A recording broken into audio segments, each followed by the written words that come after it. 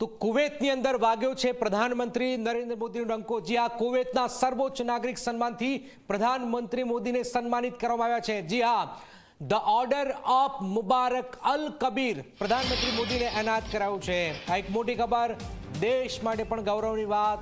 કુવૈતના અમીરના હસ્તે આ એનાયત સન્માન કરાયું છે। પ્રધાનમંત્રી નરેન્દ્ર મોદીનું સર્વોચ્ચ સન્માન કુવૈતનું અપાયું છે। 43 વર્ષ બાદ ભારતના પ્રધાનમંત્રી કુવૈત પ્રવાસે છે।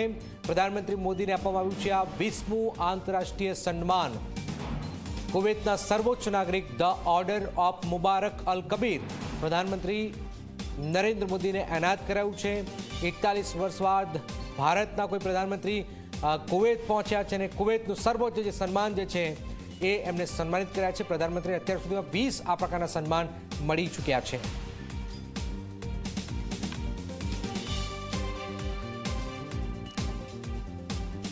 કુવૈતના અમીરના હસ્તે આપ જોઈ રહ્યા છો આ સન્માન એનાયત કરાયું છે। ધ ઓર્ડર ઓફ મુબારક અલ કબીર પ્રધાનમંત્રીને એનાયત કરવામાં આવ્યું છે। 41 વર્ષ બાદ ભારત દેશના પ્રધાનમંત્રી કુવૈત પહોંચ્યા હતા અને કુવૈત અને ભારતના સંબંધો એક નવી દિશા તરફ જઈ રહ્યા છે। કુવૈત અને ભારત આગામી સમયમાં વધુ આયામ સર કરશે। આપ જોઈ રહ્યા છો કુવૈતના સર્વોચ્ચ નાગરિક સન્માનથી પ્રધાનમંત્રી નરેન્દ્ર મોદીને સન્માનિત પણ કરાયા છે।